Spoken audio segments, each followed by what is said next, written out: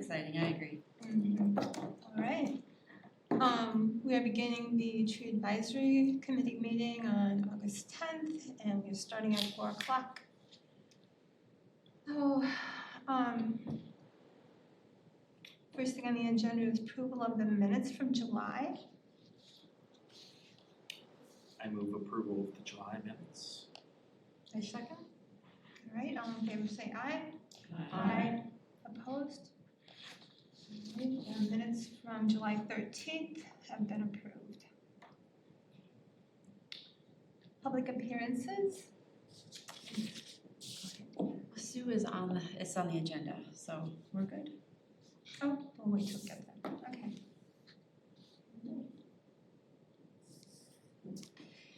All right, so agenda review, are there any changes recommended? If not, I move that we approve the agenda as it is. So moved. Second. All right, all in favor say aye. Aye. All right, the first agenda item is the ordinance 2023-0-11, which was passed unanimously by all council members present on July 25th. So thank you for everyone's hard work, getting good information to the council, which was our goal. I'm very pleased with the outcome. Yeah, I think people did a really good job of mobilizing for that. The council seemed impressed by the number of people who had reached out. So I think we did a good job making sure that they knew that that was important. So. People did a really good job of using good information, facts and good information, and I think that's critical. And that Was there much input from people outside of our committee? I think yes. The numbers here from Anna show that there was 27 people registered in support, so significant amounts beyond just the committee here. Great. And then I think I don't know if that includes people who emailed to say they supported it, because I know It should. read a few of those into the record as well. So there were some emails outside of the people who were actually at the meeting. So. Yeah, I think those maybe get included in the registered support. So there was also a couple, I think before I showed up, there was a couple negative points as well, people speaking against it, but nothing that was unexpected, I don't think. So. Great. Very few people were opposed. And I think the only thing that the council had a little bit of discussion about was the outlots and excluding them from the preliminary plat. And so, And what are outlots? They're non-buildable lots. They're what? Non-buildable lots. So when they go to develop a property, there's area that they can't build on. That's the outlot, or that they don't plan to develop, I guess. So there was discussion about whether those areas would still have to be surveyed if they weren't going to be used in the development. And I'm super grateful that one of the alders said, hey, because one alder wanted to change the wording, and another alder said, hey, let's not do that. If we want to change it, we should send it back to committees.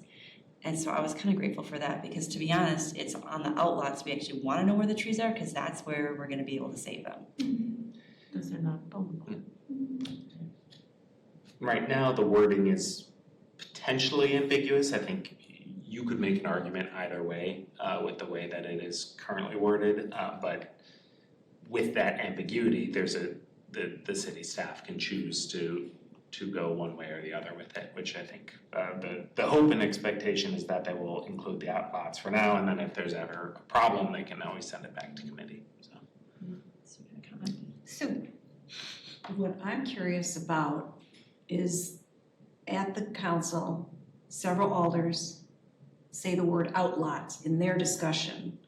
And that's something that never was discussed here or through any of the committees. So it was a concern brought to them by developers, and I'm not demonizing developers to say that, but that's where that, I'm guessing, comes from. And so what we don't know and would find out now if the alders are going to hold true to that statement of if there's going to be a change, run it through all these committees. What's an outlot? How does it get there? Why is it there?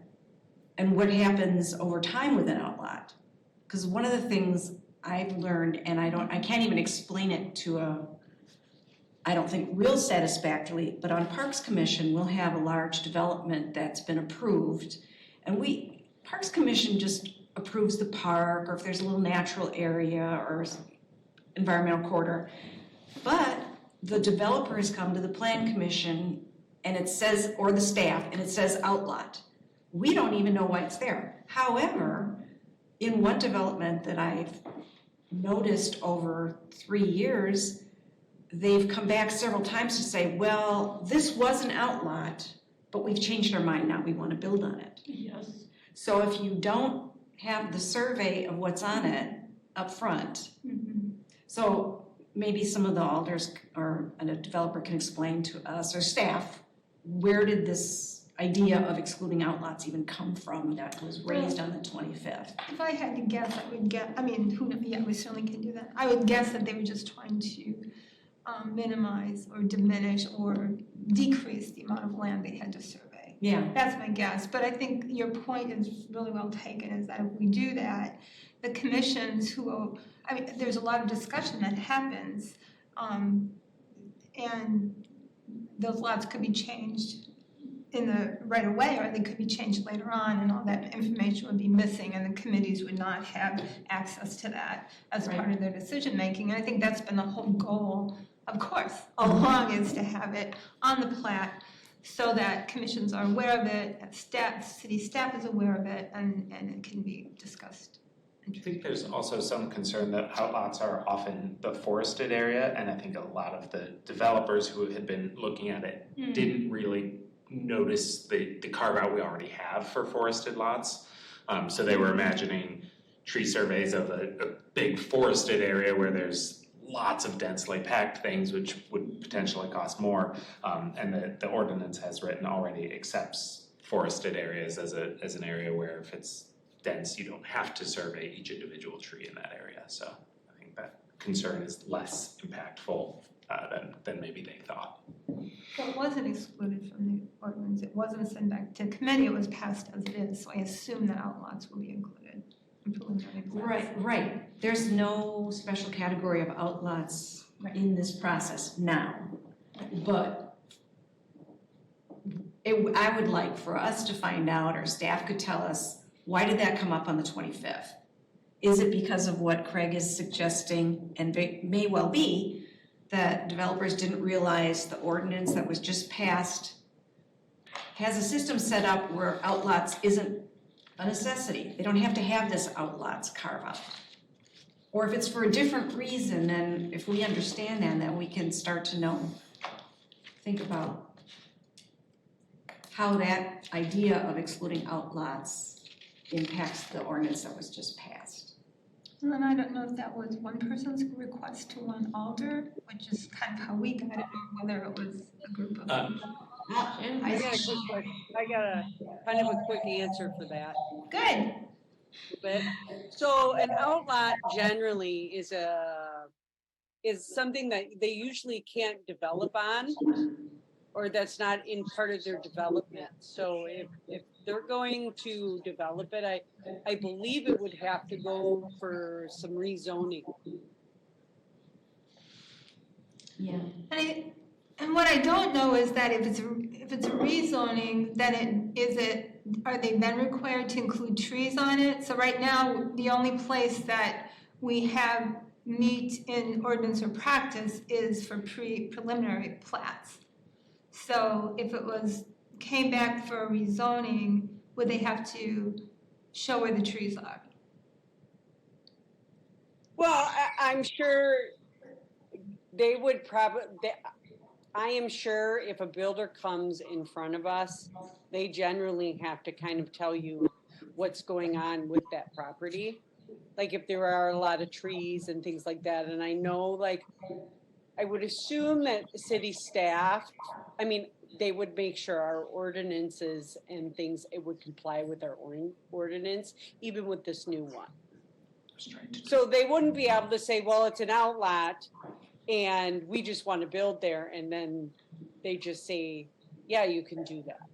You know, it has to go through like plan commission and then it has to come to us. And I mean, I guess we could make it a point that if there is an outlot that they want to develop, that it has to go through us first too, or it has to be, you know, recommended to us so we can, you know, it's just an extra step for maybe the tree advisory to look at it. Plus, you know, I know they will look at those areas now that we have that new ordinance too.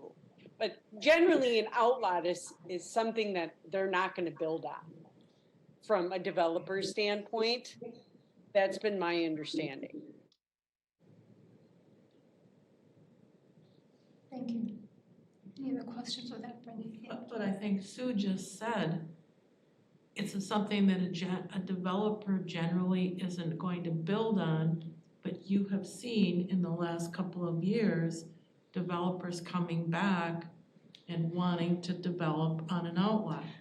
Right, their circumstances changed. Yes. And so, you know, a large development is plat, and again, I don't want to talk like I know all the intricacies of all this, just from what I've observed on Parks Commission. But a large development, let's say there's going to be 700 homes there, they'll have phase one very detailed with all the streets and every individual lot. And the whole rest of it is open space, but there might be chunks of it that say outlot this, outlot that. And even in phase one, there might be outlot. And that's what everyone's seen, staff, Parks Commission, council. But then at Parks Commission, there have been, let's say phase two gets started and this is 3 years later. Phase two gets started and then they say, well, this was going to be an outlot, but we're going through the process right now of changing that and saying it's not going to be an outlot. So if they didn't survey the trees on the outlot to start, if they do that down the road, and it's their right to do that, but if they do that down the road, then either they have to survey it or they have to survey it in the first place. So that's just, you know, you don't want to create a hardship for developers, but also not create this unintended consequence of chunks of land that we missed. Right. And I'll just comment, by the time we get, like if we're working on phase one and phase 2 and 3 are being ongoing, it's a lot easier to see all this stuff because we're out there. I'm out there planting trees, you know, so it's not like it's private property that we really don't have access to. By the time we get to the second and third phases of development, it's a little bit easier to, if an outlot changes, it's a little easier for staff to notice what's going on as well. So that's one thing in our favor. Okay, So that's good. you know what I mean? Yeah. Like, so it's a little less, and it's a little less mysterious as to what's going on because you can actually see it instead of like looking at a map and looking at the land and looking at the map and looking at the property and kind of trying to figure out what's going where. You actually can see it better. So who approves that then, the next stage of development? The same commissions, was plan commission? It's the same Yeah, process. it goes to the staff and plan Council? commission. Okay. And then it'll sometimes be referred to parks and sometimes not, but I think in the cases that we saw, the outlots, they must have been considered natural areas or had some significant trees that maybe didn't survive with construction going on around them, or I'm not really recalling all the circumstances. But if they were declared undevelopable initially, and then the circumstances change, how I'm trying to say,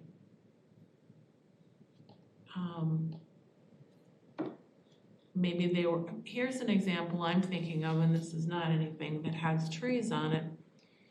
But when West Town and East Town Mall were first developed, they had a center core of buildings, and then all around it was parking. And then as time went on, circumstances changed, and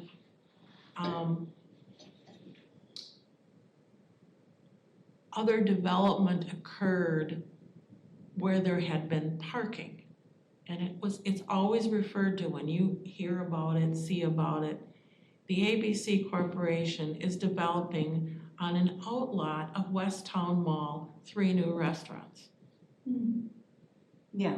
They always call it an outlot. Yeah, well, right, and then survey purposes, it's not part of, maybe it's not part of the original plan. Right. Whatever. So plans change. Right, and Over it's their, time. and it's their right. Absolutely. A developer Absolutely. may change in phases 2 and 3 where they thought the roads were gonna go and everything, Right.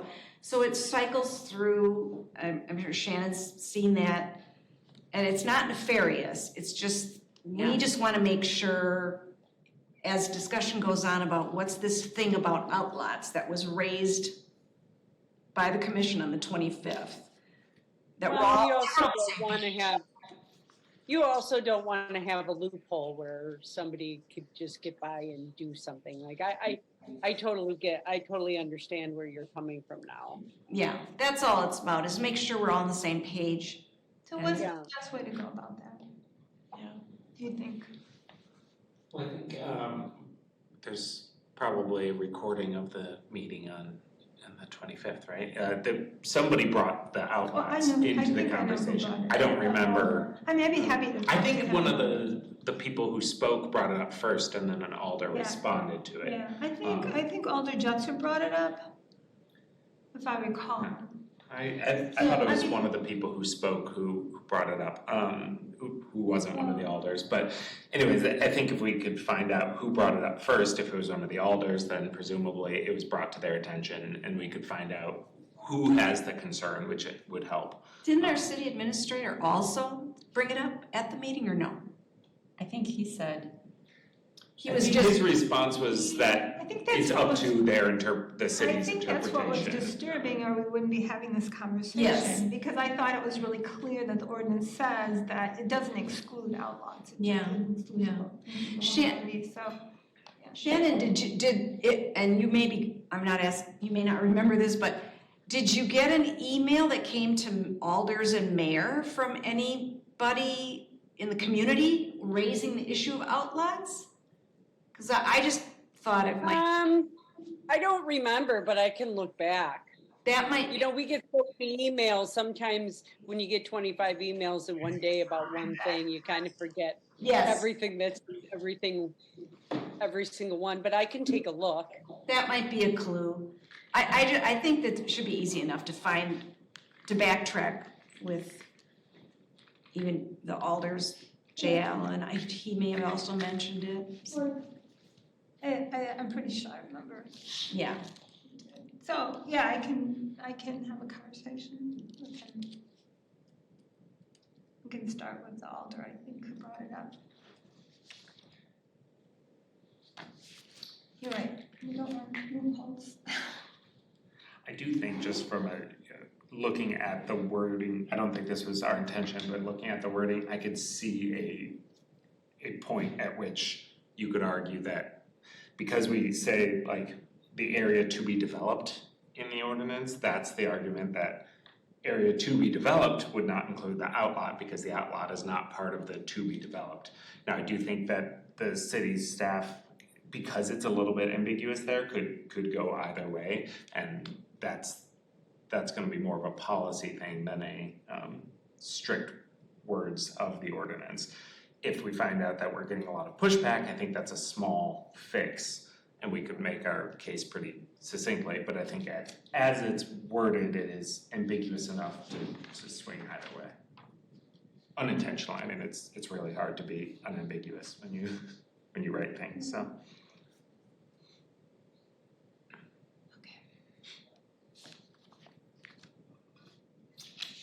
Right, and I think that other thing that couple other things that day that, well, the other thing that you brought up, Sue, between last time and this time too, was of course that this doesn't cover the development on your smart code, so, and it's not a loophole, it's just, this is a place to start, but that whole area, will not be under this ordinance, so, all those developments, so. Oh, it's just something to think about. Policy, practice, loopholes, and then kind of where do we go from there? From here. So, anything else specific to the ordinance? Okay, so we can put that, just bring the discussion of outlaws, we can follow up with next time on our agenda. I think there is a question I do have now that was kind of circulating in the back of my brain. The areas that are smart code, is that called the Northeast neighborhood area? Is it where Terra Vesta is and Terra Vesta's smart code. all of that? Is that called Northeast? Shannon's saying yes. So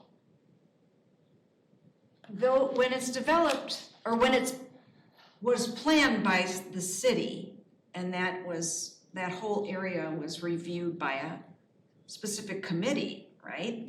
Commission, yep. The Plan Commission worked on deciding how it was going to be developed, what type of uses would fit in areas. There are greenways, or I don't know if the right wording is, but there's environmental corridors in there. Yep. So it's not like smart code means, oh my goodness, there's not gonna be any trees. I think they looked at where the trees are up front Yeah. and protected those. Yeah. You're exactly right. So, I mean, that's a plus to the whole situation. Yeah, and now we have the environmental corridors are part of our GIS system, which is nice, so you can pull them up and you can see where they are, which is Yeah. nice. You don't have to dig through the comp plan. Yeah. So then, Anna, if you remember, or not, when Terra Vesta was being then platted, there were environmental corridors there, but then there were outlots Yeah. with some larger, older oak trees. And were those outlots with those trees created when the neighborhood was being planned by the Plan Commission or The developer. the developer? So in that instance, the developer and the city staff reviewed outside of the environmental corridor that there were some significant trees. He did, the developer had an environmental assessment done of the property Yeah, and then identified those trees. that's voluntary though, right? Because in the future, it'd be nice if that same thing would happen, you know? I mean, they did a pretty comprehensive look at that area of that development before it got platted. Yeah, okay, And whether that was required or volunteer, I don't know. all right. In any case, that could be a good example of what, if this is truly a good example of, it is a good example. Well, I just, because I was just learning what all this was all about, how did it come to pass? It seems that it was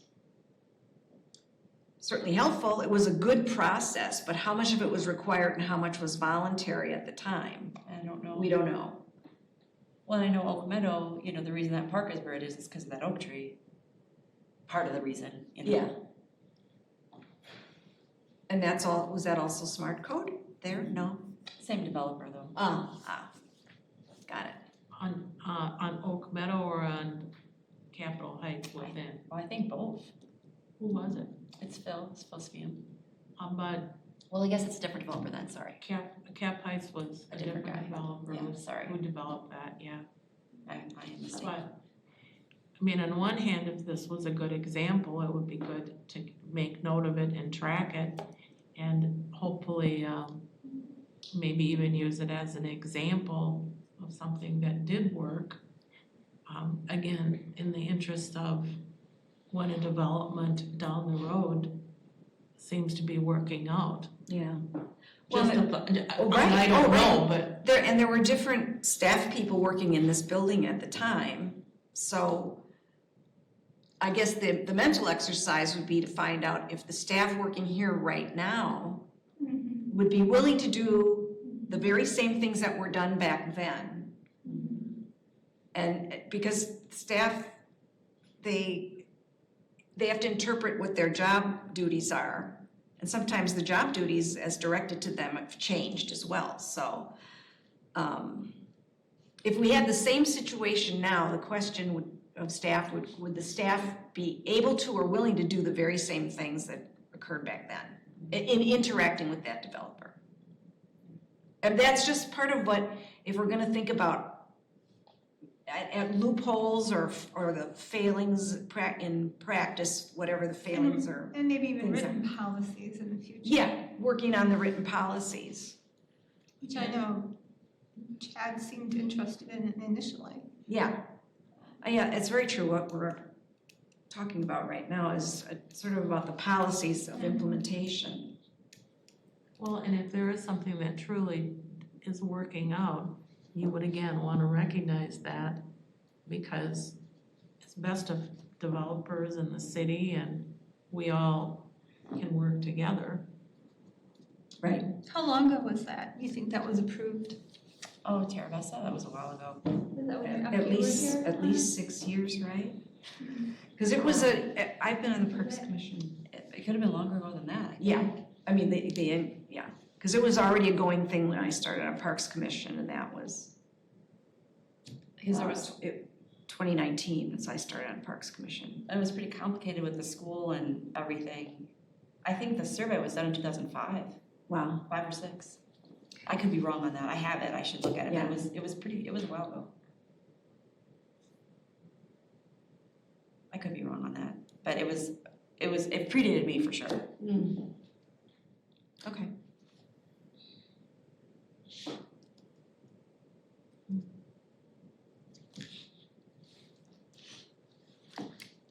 Right, anything else we can do with that? In terms of gathering information or moving forward or? I think we're in a good spot though, really. Yes, I guess just to find out now that it's passed, who's gonna work on the policies of implementation? And is that something this committee can be part of? Because otherwise, there'll be a sort of a knowledge gap in a way. Or The committee or the forester?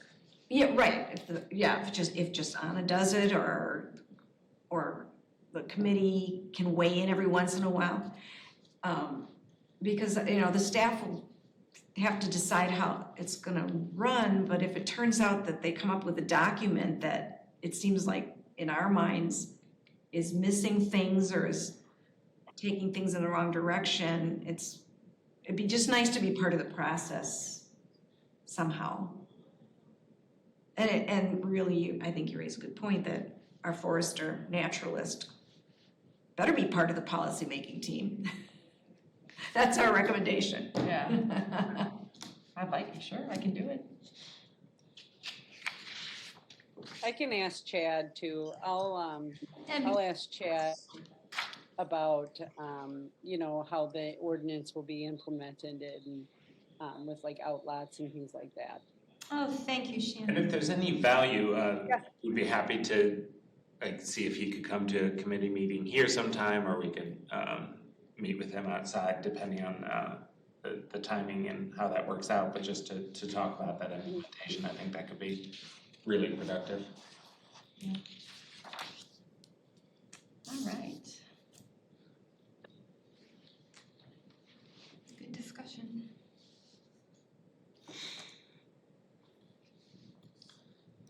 All right, ready for the next agenda item?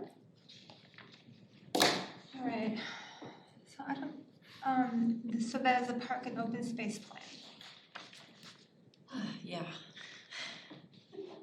I was really hoping, I just want to say thank you to everyone for like rearranging your schedules and coming in August, even though we weren't planning to have a meeting.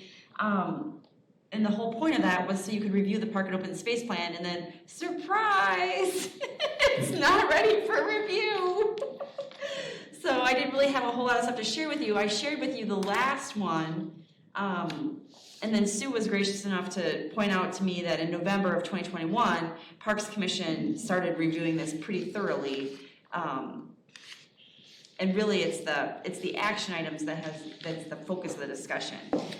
So I wanted to make this group aware of this document, and I wanted to make this group aware of the fact that, you know, we do these plans every 10-ish years, and really the action items are what's supposed to be guiding the department, which is really important, right? So when we get these requests coming in, we try to fit it into, well, does it fit into the first question should be, does this fit into the park and open space plan? So that's why I kind of want to make sure that you guys knew this document existed. It's currently getting, I want to say refreshed. So would you say it's getting rewritten? I would say refreshed. Right, it's not a total redo from beginning to end. Not at all, really. Is part of the review looking at what possibly is missing? That could be. Because I do have a question based on some of the conversations we've had recently. So, for instance, terrace trees. So, can I bring that up now? Yes. So there's a whole list of things that is included, and nothing is specific to terrace trees or like trees. And so my first question is, how do you define terrace trees? Does it include like trees in the median? Because again, I go back to that committee I was on when Fish Hatchery Road was upgraded, and the trees were not on anybody's planning.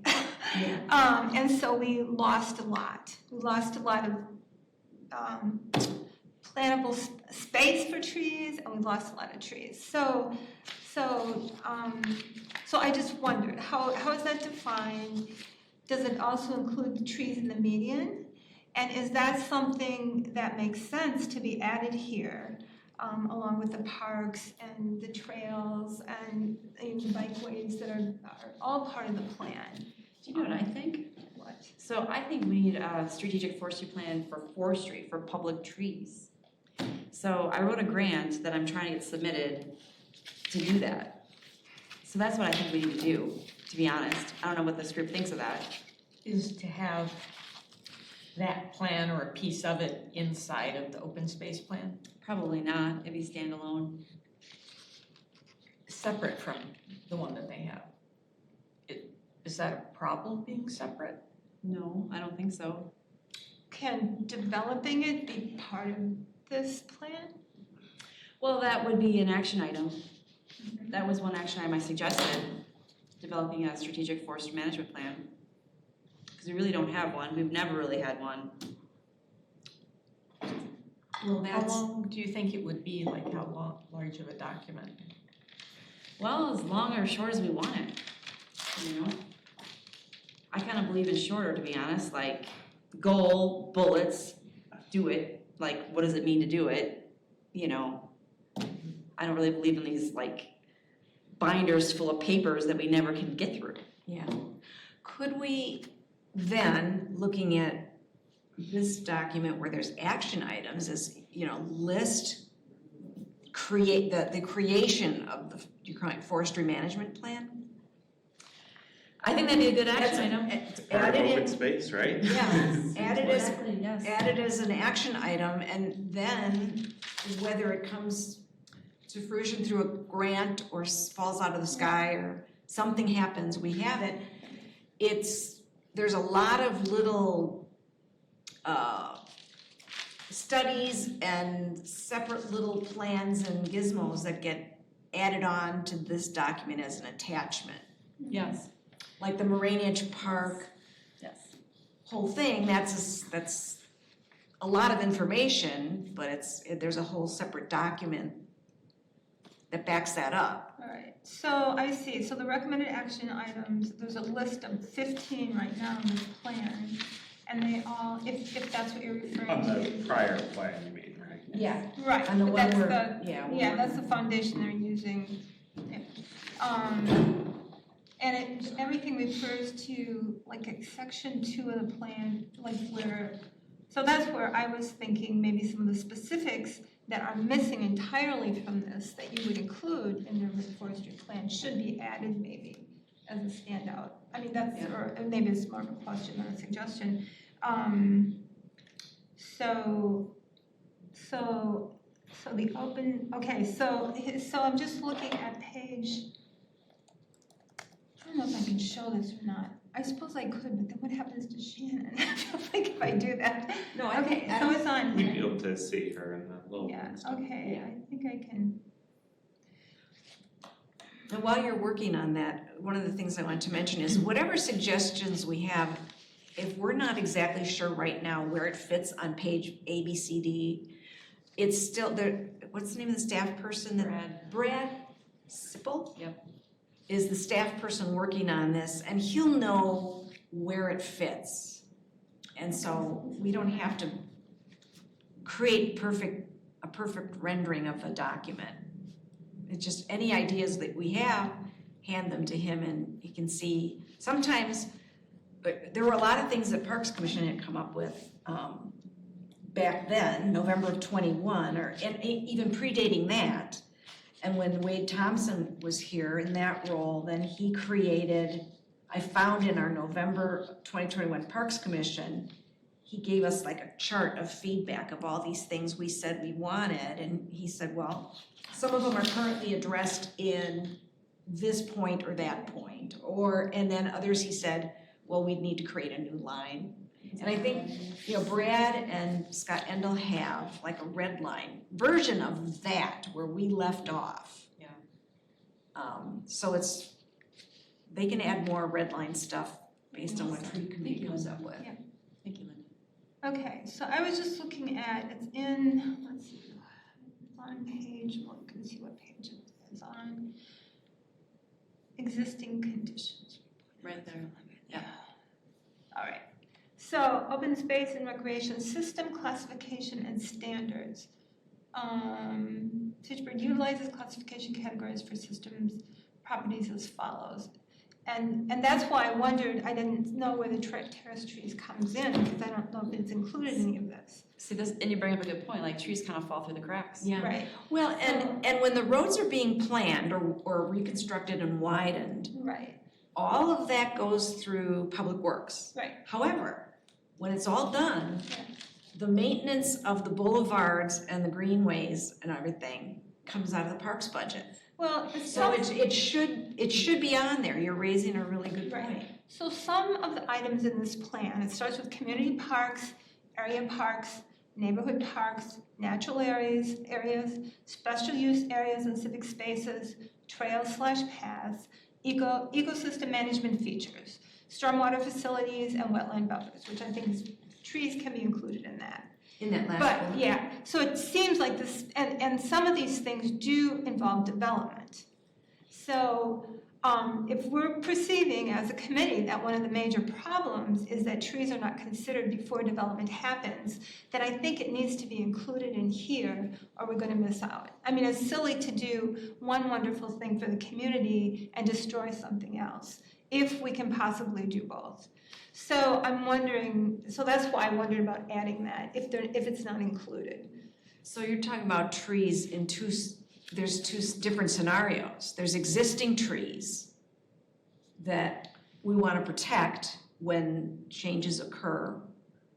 And there's Right. new trees that are planted when something new is constructed. And this section doesn't require that specificity, but what it talks about is sites and areas and categories that the city is going to be working on. Yeah. To preserving the things we want preserved and to establish and create the things we want, so the only thing I don't see here, based on, what I know our goals are the terrace trees and trees in the median.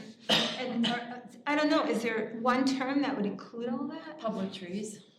Trees in the public right-of-way? Like public trees, because it's very inclusive. Anything on public property? including road right, I don't, because we really want I to think focus I on would- roads, And you but can, yeah. it's to say to include the road right of ways. Language is very powerful. When I think of terrace trees, I think of public trees, and I think of median trees. So if we have to use one example, maybe that's a good example too. Or street side, or if there are other terms I'm not aware of for it. So why don't I talk to Brad and just say like, hey, you know, trees aren't really represented in this plan in terms of something that we're, you know, that we're concerned about keeping track of. Is it something that we just need our own plan entirely? Is it something we can kind of include a little bit in this? Or, you know, what's the best way to handle it? Right. Well, and I think that what we know is that, I mean, standalone documents are real important. So obviously an urban forestry plan is important and has been for a long time. And so that needs to happen. But we also need policies and that integrate with everything else going on. Again, otherwise we build something wonderful and we destroy something that we may not have to destroy in doing it, if we can include the important components. Yeah. So I think for me, again, what I'm seeing here is not just that, I think in the plans that I read after this, trees are included. I mean, they're included in the ecosystem management features. I mean, you can't exclude trees. They're going to be included in the parks because we have a lot of great policies about that and about new development and park credits and all that. But what I see missing is those public lands, those other public lands, in addition to parks, in addition to a designated greenway, where we have trees, invest in trees, plant trees, do an incredible job, but it's not accounted for in this plan. And I think that's what I see missing. Is those actually spaces aren't in this plan. Yeah, I think you're right, Linda, and you know, Sue, I mean, you guys look at plans for park development, and sometimes there's not a tree on the plan, Right. Oh, right. you know? The and- budget can be very slim Yeah. and so. And, right, and then of course I'm like, well, you know, let's carve out some money for trees, and it often happens because I kind of meddle, but, which, you know. You should, that's your job. I try, you know, and it's worked out okay, but often those plans don't, or they have trees that are, it's not congruent with what's actually real, you know, like, well, there's gonna be shelter there, we can't put the tree there, or whatever. So I think you bring up a good point, Linda. I'm not sure, I'll talk to Brad, I'm not sure exactly how to best incorporate it, and he may say, well, you guys really need a strategic forestry management plan that addresses that, and that may be the sticking point, although we probably do need something in here. I agree with Linda that the more we can work it into this, the Yes. better, but also, Yeah, because you could wait another separate 5 to plan. 10 years for the forestry plan. Well, that's what I And worry we're about not because assuming you're right. because that and our inventory, been, you know, just not possible, but talked about for many years. So that's why I worry about it. I don't want,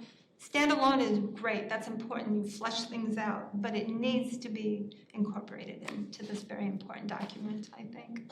I also think if we want a standalone plan, if it could be worked in as one of the goals Yes. of this plan, Yes. that would Yes. be an excellent way of both. Well, and I told Brad, I said, that makes my grant stronger. If it's an Right. action item in the park Right. open space plan, it really helps my grant. Right, because we are a couple of years tardy in finishing this document, but there was staff turnover and a lot of other projects that took precedence. And the whole reason you do these, not the whole reason, is to guide staff and committees, but it's to be able to apply for grants. Yes. And they want Yes. updated, approved plan, park and Right. open space plan with all the correct wording in it. Yes, you're 100% right, yes. Yes, and there's so many grant opportunities we don't take advantage of, partly because we just don't have anyone to write the grant and, you know, do that work. And I'm hoping we could kind of change that, because there's a lot we could really take advantage of. So my other question though, Linda, I agree 100% with what you just said and what you're gonna ask Brad about, but that's about this process where you've got either existing roads with medians and what are we gonna call it between the sidewalk and the street? Terrace. The Yeah. terrace and the median. Yeah. The sidewalk's already there, the curb's already there, and the median's already there. The other scenario is things like upgrading West Lacey Road the last mile, or whether Irish Lane is gonna be reconstructed. Then you have roadside trees that are in the public right-of-way, that might be 125 years old, 200 years old, 80 years old. Right.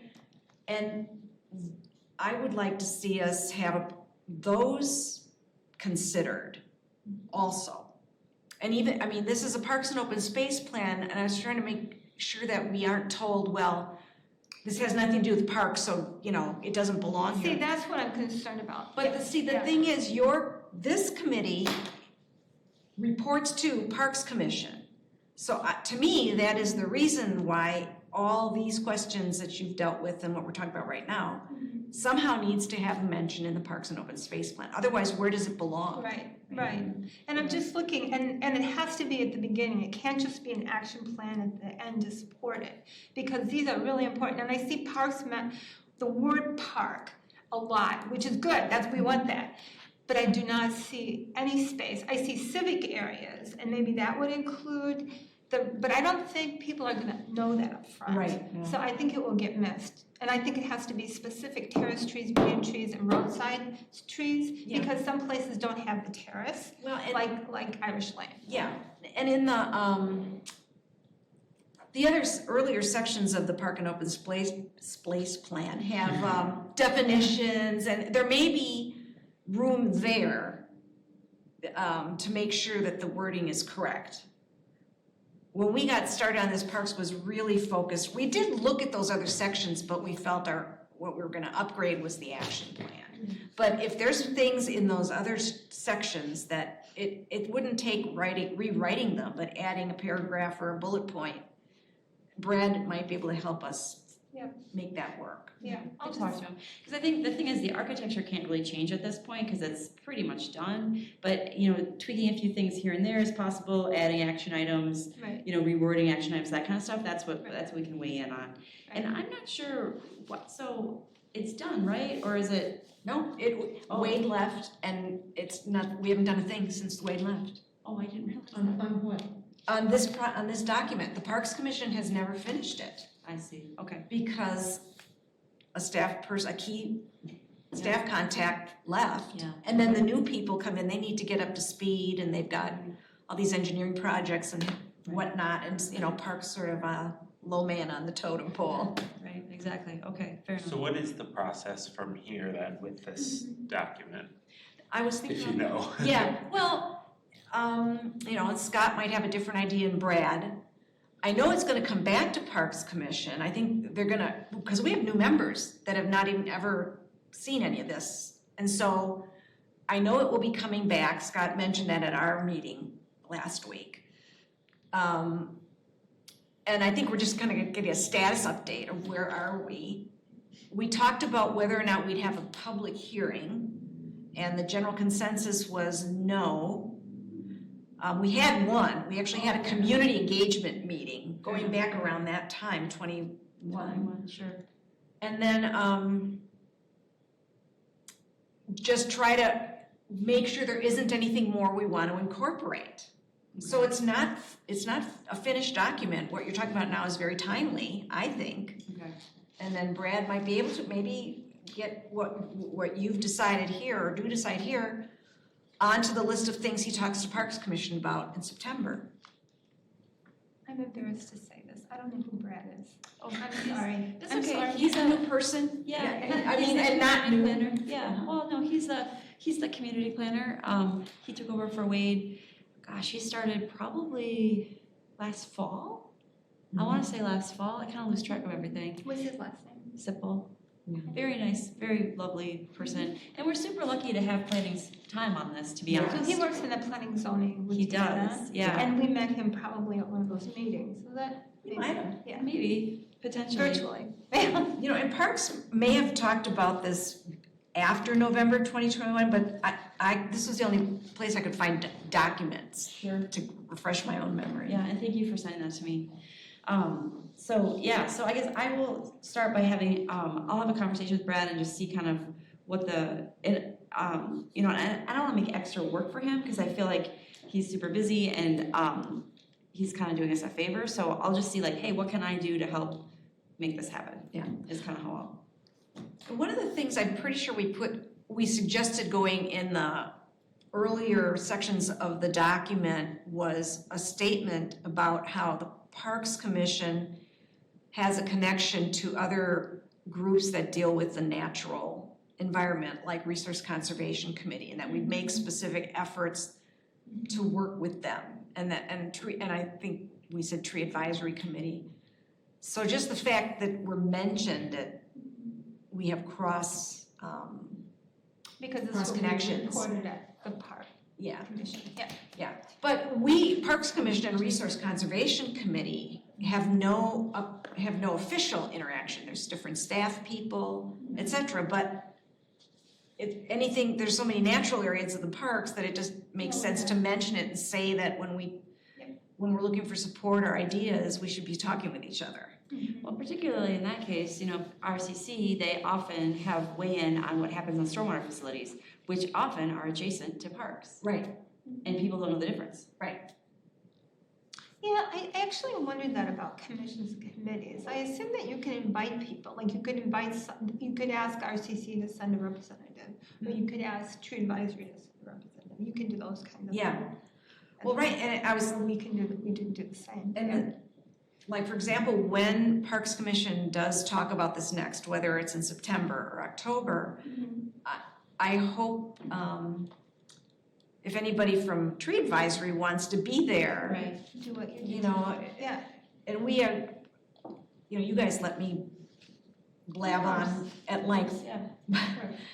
But it's a little more formal at Parks Commission, but we could change that. You could be like at a table and asking questions of Right. Brad right alongside any Parks Commissioners that have questions or comments. Yeah. I would think. Yeah, that would save Brad a meeting. Yeah. Great talk, great brainstorming. Yeah, and I think too, I feel like this group, I'm really grateful that we're having this discussion and we're kind of talking about these things, because if, like, as we've all talked about, if you don't, advocate for trees, they don't really make it into the plans. So, not because I think it's just not a natural thing for people to do. And I think it really is time for us to, have our own strategic plan to kind of figure out, okay, what should we be doing here? Yeah. Because right now we have a little bit of a disjointed process in terms of, like, I'm in parks, all the park maintenance guys are in public works. It's kind of an odd. It's a very unusual setup. It's unusual and a little odd, yeah. So Now there's another thing, go ahead. No, I'm Right. There's a chart, I printed, Which one are you looking for? I bet, I'll find it on here, Know what and page then, it is, I can- there's a signature theme parks, Mhm. yeah. that, whatever that page is in your packet. It's probably the same as in yours, isn't it? Well, this was pulled out of a Parks Commission packet, so all the page numbers are different, the one that I'm holding. Okay.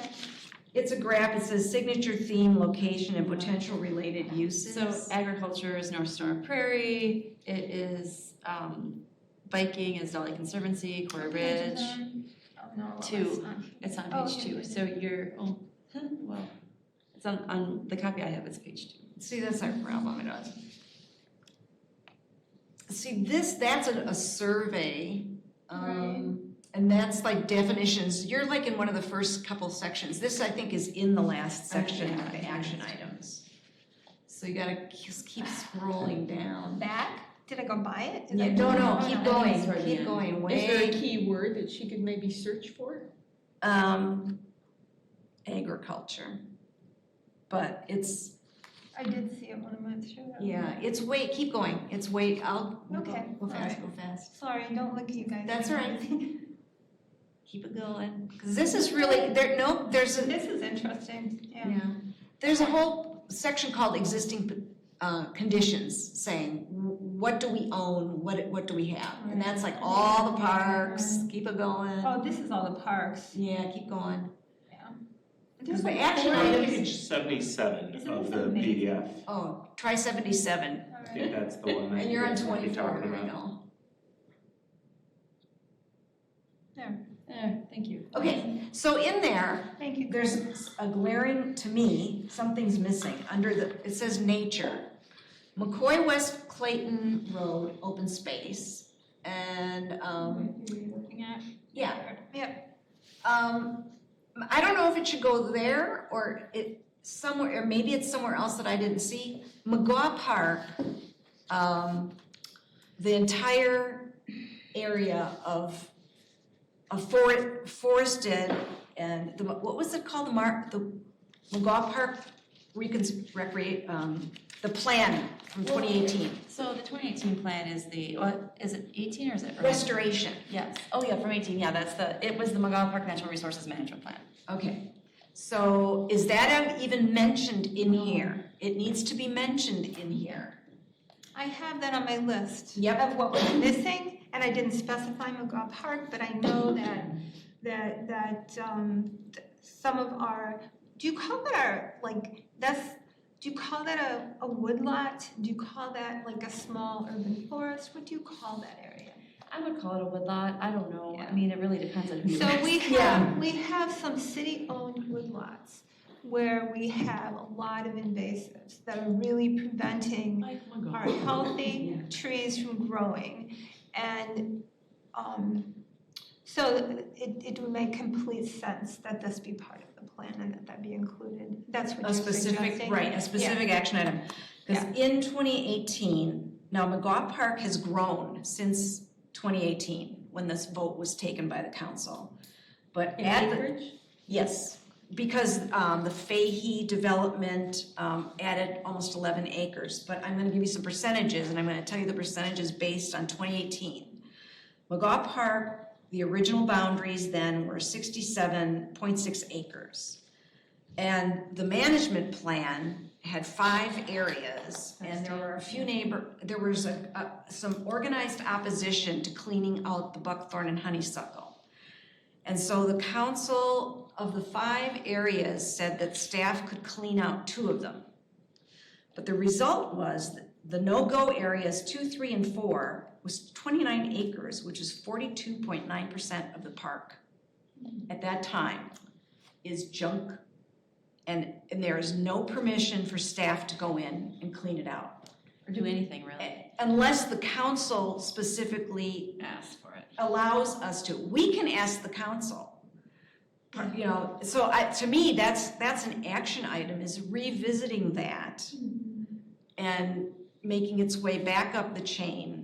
I think there's a lot, just because of the work of this committee and others, that the council has a little bit better background on the value of quality trees, et cetera, et cetera. And can I just give just a little bit of background for people who aren't aware, probably more of you, most of you know better than I do, but is that some of the people living on the perimeter of that woodlot did not want the invasives cleared because they wanted the vegetation growing. So if I understand it correctly, they just did not want to thin out the forest. And the only way to make a forest healthy and to keep it growing is to take out the invasives, which does thin out the vegetation. Right. Is that correct in a They nutshell? cite privacy, that's Yeah. what they cite, is privacy. I think almost anywhere you go, if this community or any other one, if a group comes in and wants to clear out the invasives, buckthorn and honeysuckle are such a wonderful privacy screen that people don't want to see it go. But I did ask one of the people living there at a meeting when there was an objection, how much buckthorn and honeysuckle was growing on their property, and they said none. So they know, some people know enough that they don't want it on their own property, but they don't want the public property to be cleared of it. Right. So anyway, I just think the council understands better and that there's value to doing it. Right now, the Parks Commission is, in the mayor's budget, the last mayor and this mayor, they've added all these pickleball courts in the recreation area of the very same park. Well, wouldn't it be nice if there's gonna be a pickleball tournament or a softball or baseball tournament, people in between games could walk on the nature trail through the woods but we have to clear it out first before we can make it accessible to the public. And to be perfectly honest, like, I think it's great to like have this pickleball tournament in McGaw, and I'm getting a little bit off topic, but it's a little bit embarrassing to bring a bunch of people there. Right, it looks like, In my mind, it's it's terrible. completely embarrassing. It's Yeah. just like, this looks awful. This is exactly how you do not, what we should not be doing. And it's right there front and center, everyone drives by it when they're going to the pickleball court, and people notice that. Yeah. And it looks hideous, it's awful, and we can't do a thing about it. Right. And I don't know what to say, but to me, it's embarrassing. So there are two places possibly we could include it or ask for it to be considered to be included in this plan. But one of them would be the maintenance, would be the maintenance of our city-owned woodlots. Yeah. That they should be maintained. Right. It's very unusual, it was a very unusual solution. But I understand why the council did what they did in that moment. They wanted the city staff to be able to do something. And they also wanted, there was no way to make everybody happy in one meeting. So they just said, all right, the rest is off limits till we open it up again. Well, it's time to talk about that. Okay, good. I followed this very closely. And how many owners are there on McGaw Park that objected to this? I was mean, not on the Parks Commission. It was the reason I decided I wanted to be on the Parks Commission after I watched all that going on. Oh my gosh. It was so hot. Thank you. No comment. You know, again, people have a right to say all those things, and we're gonna disagree a lot of times. But I observed the objections that were being raised were from people that were well-meaning, but they were just not hearing anything that the staff was trying to explain of why this was being proposed and Right. blah, blah, blah. And most of them don't even live right there. Yeah, a lot of the folks that were objecting were not the adjacent neighbors. There's only 4 or 5 adjacent neighbors there. Exactly. And they have really big lots. Yeah. Anyway, yeah, very Movement, interesting. change happens slowly, and I think, the essential nature of trees is something that we're all growing to learn about, much more than we did 20 years ago, so. Well, you're not gonna be able to grow great trees with buckthorn and honeysuckle everywhere. No, and Which- I walked over there with Sue, it's really, if you have time or get a chance, it's just, you can see the area of the forest that was cleaned out and the area that's not, it's just remarkable. Yeah, the really good example, one of the it's a separate park, but adjacent to McGaw Park on the east end of it is a park called S. Johnson Park, and that wood lot is 7.12 acres. That was one of them that could be cleared. And when you stand there, although I don't know how easy it is to drive there, Well, the road's closed. because the road's closed, you have to park on the McGaw side and walk east. When you stand there and look at that cleared woodlot, you can see the potential Yeah. of what the others could be. And that brings up another point too, if there are people who are interested in a tour, she doesn't charge, but, I'll take you around. You wanna go look, I I'll take you. asked Sue to take me over there so I could see it, and if that's something people are interested in, if you want to, email me, we can see if we can get something together, Yeah. maybe with Sue or. If it's gonna be you have to watch for quorum, and public notice it if it's gonna be. Oh, right, okay. Yeah, but Yeah. that, And we could Well, do, if, there's to be nothing honest, on we could the do docket. that. If Yeah. you wanna do that, we could do that. I see it more as an informational kind of background, not, Yeah. but Yeah. educational. And to be so. honest, I have no problem, if you want, we can just, it's not that hard, it takes some time, but it wouldn't necessarily have to be recorded fact TV wise or that kind of thing, if we just, I think it's just a matter of getting the, If other people listening are It's not interested, making please decisions email or me. anything, it's just Or on- show and tell and discussion. yeah, which I think we've done park tours in the past, if I'm not I mistaken, think so, yeah. and you just notice. And you're that- the one, I've gone there and I have my own spiel, but you're the one who works it and knows it, so. Yeah. But if you compare That's right. that nicely done area of S. Johnson, and then you stand in the area between, of the no-go zone, it's almost impenetrable. Yeah. That's how it is, buckthorn and buckthorn in It particular. becomes a is- thicket. Yeah. You cannot walk Thicket, through yeah. it. Yeah. trust me. Which is what people wanted. Yeah, but it's public, and it's in the largest category of parks. There's 3 categories of parks. Neighborhood, your little neighborhood park, maybe 3, 4, 5 acres. Area parks serve a little larger area. They might be, let's guess, they're 10 acres. Then the big ones are McGaw, McKee, the dog park. There's gonna be a few more added, and I might be forgetting something, but Terravessa Ag Park is gonna be. the Terravessa Ag Park, the Hub up on Fish Hatchery, whenever that gets straightened out.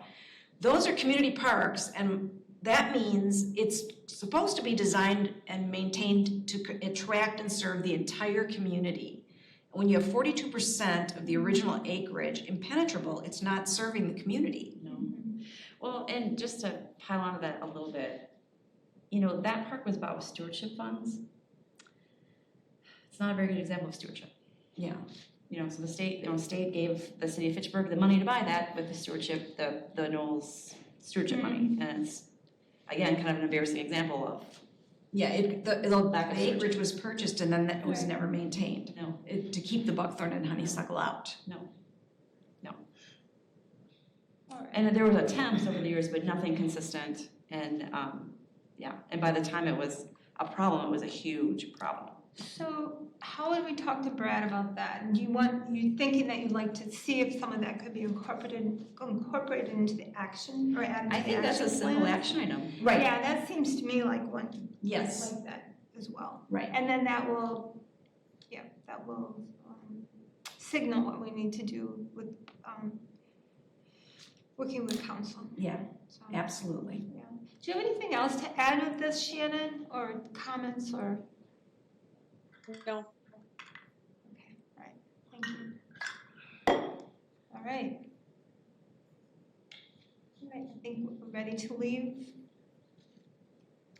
I appreciate that everybody What? took the time. Absolutely. Well, I Thank think you this, for taking the time. Just kind of to gamut everybody about what I do know. Well, I think this is a really important document because, like I say, and you know this, Sue, we've got stuff coming at us all the time. And we really, in order to focus energy, be efficient, and actually move things forward in a way that's meaningful to the city, we really need to stick to our plans. And it's a very good process that we go through. It's a very thorough process that we go through, and it's good to really look at it and then move forward so we have a good document to work with.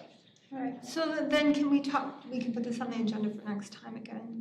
We should be able to. Follow up we have. Yeah, we should be able to. I just don't know I don't know the time frame because I'm not sure what things, because I thought it was gonna be done for your August meeting. But Right. I clearly was in the wrong No, impression. we're still not.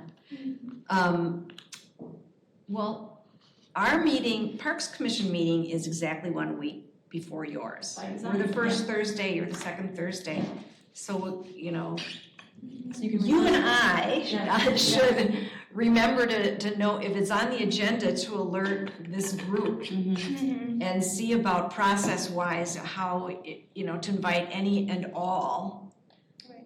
to come and be part of the discussion. If Brad and Scott think it's, Brad, No less. Yeah, if Well, it's Scott, ready and for if it's discussion. ready for that type of a Right. forum. Otherwise, you're always welcome to come and sit and listen, but it'd be nice for you to be able to actually Right. participate. Yeah. Mhm.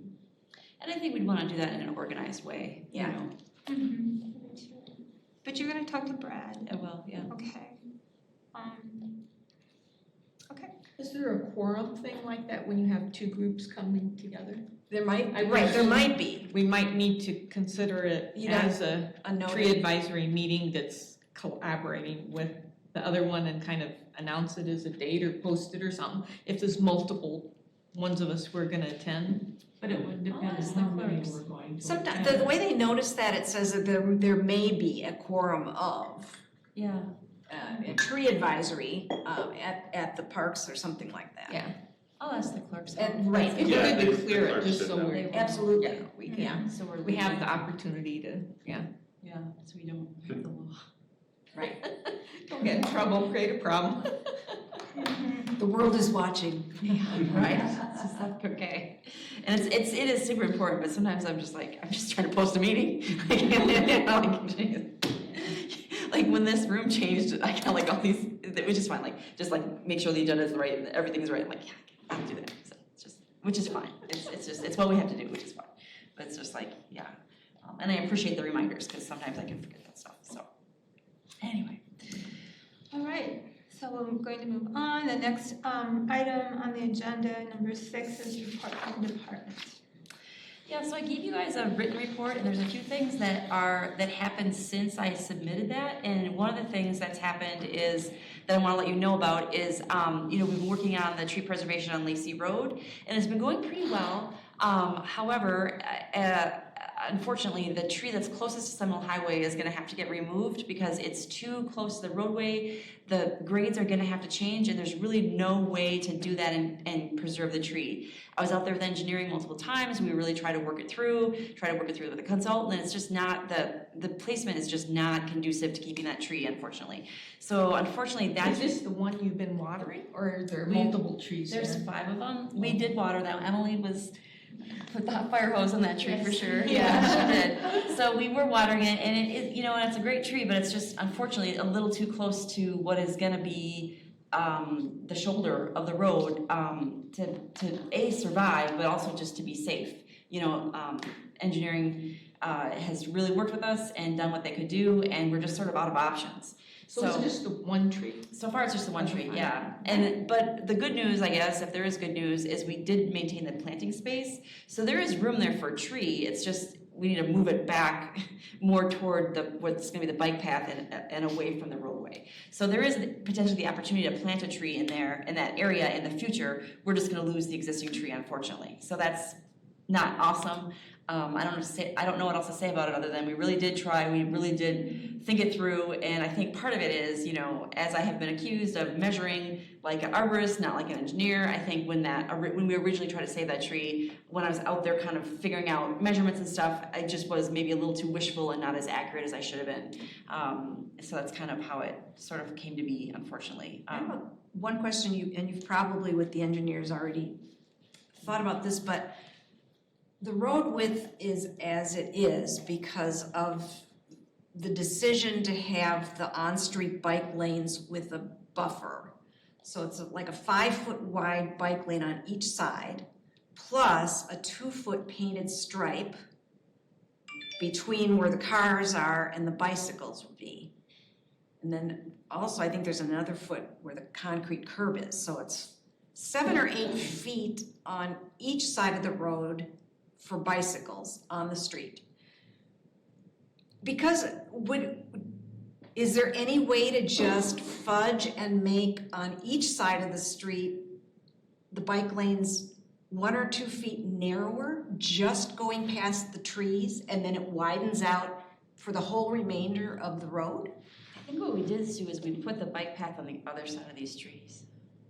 No, I'm talking about the on-street bike lanes. You're right. Okay, I get super confused. Yeah. With multi-use path. Multi-use path, yeah. Bike lanes, Right. like. See, if there was a way to say, yes, we committed to 8 feet for bicycles times 2, 16 feet. Yeah. But just for the duration of these trees, we're gonna make it 7 feet or 6 feet on each side. Suddenly you have an addition of 2 or 4 feet That you can work for with. the tree Yeah. and save them or give them more. Yeah. I mean, that would be a great solution. I think. The roadbed's already done. Oh, so. well, it's probably way too late then. Yeah, at this point, it's too late, but that is, these are discussions to have though, and it's a good point Yeah, that we make a trade-off. yeah. Is it the bike lane that is exactly how we want it? Can we compromise a little bit with that to keep the trees or not, or what?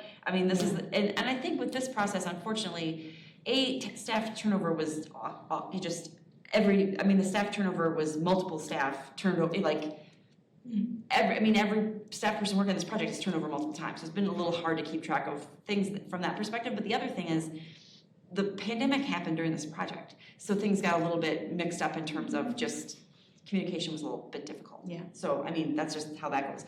But you do bring up a good point, and It just sounds like it's too late for that now. it is, I think it is, unfortunately, but, But you bring up a good point. So anyway, thank you for coming, Greg. And anyway, so that was one thing I wanted to bring up. The other thing is, like I said earlier in the meeting, I did write a grant so right now, I think I have mentioned this group before, that I think it was either the infrastructure bill, I get mixed up on, maybe it was the inflation bill. I think it was the inflation bill has a ton of money for urban forestry. I think it's the inflation bill. So in theory, DNR is gonna get more money than they've ever gotten before. It's kind of a once in a generation opportunity to invest in trees. So in order to be ready for that, I wanna have our urban forestry plan at least going, so we can say, because right now, I mean, we really don't have a very good case to write a grant for any of that stuff, because it's sort of, it's just sort of hodgepodgey, like what we do is kind of hodgepodgey. So I'm writing I'm writing for a regular urban forestry grant that's outside of that federal money, outside of this additional federal money, to write our urban forestry plan for the city. So I'm hoping to get that submitted, and we'll see how it goes. We have this internal process, and I've been wrestling with software to try and get it submitted into that software. So anyway, we'll see. Emily kind of reviewed it for me. She thinks it's good, so I think we're good. And what will it give you? 25,000. Great. For new trees? For a consultant to do the plan. Got it. Okay, great. So we'll see. We'll see if that happens. That's one. I think that might be in the staff report, but I just wanted to make sure that we talked about that. Do you have any other notes? No. So that's the updates on the staff report. Before we move on, I just want to say, in all our talk about upgrading roads, creating bike paths, and saving trees, is that I know we don't want to compromise safety. Having said that, I do believe that if we consider trees at the beginning of the planning, we should be able to save a lot more trees. Yes, And absolutely. we should have everything we want, not compromising safety and still upgrading our roads, Yes, in most cases. yes, you're right. Yes. Janet? I'm gonna say, Yeah, yes. You think so? A smile and a nod. Do you think the public works area where they're putting in whatever underground Infrastructure, water. changes and stuff, Yeah. is any of that something that can be consulted on with us if there's a tree there? To see if they can adjust, or is it pretty cut and dry, we need this and that's that, whatever's there, we mow down? Because we've lost some significant trees due to that. I really don't know for the two utilities. If there's already a utility easement there, Yeah, that's what I was it's saying. really hard to It's save what's on top of it. Yeah, I was just gonna say that if there's a utility easement, there's nothing we can really do. Yeah. If they're buying new easement, that's a different story. Because we lost a beautiful buckeye on Post Road and Fish Hatchery. And then we lost some three red cedars at Seminole and McKee. And both of those were very old and special, Right. and all of a sudden one day I look and it's Boom, they're like, gone. Yeah, they what might, in the world, they what in were- the world, these are, the special specimens at places where you look at them all the time, because you're Right. driving by, and then all of a sudden it's like, in the way, and you're like, really, did you consider, could you have done something different, so. Was that okay. sewer lateral or was that water, do you know? Hmm? Was that sewer or water? I don't know. Lot to learn. Yeah. All right, any other announcements? Any announcements? I don't think so. I would just say be looking out for the Park and Open Space Plan at the Parks Commission meeting, or I can alert you to that too, because that will be the first place that it'll be, the actual plan will be, hopefully. yeah, hopefully it'll be September, and if not, we just keep looking, yeah. Yeah. Gotta get ourselves back up to speed on it and finish it. Yeah, Yeah, we should be able to alert everybody. Okay, good. All right. Is there a motion to adjourn? I move we adjourn. Second. All in favor say aye. Aye. Opposed? adjourned at 5:20. Thank you all very much.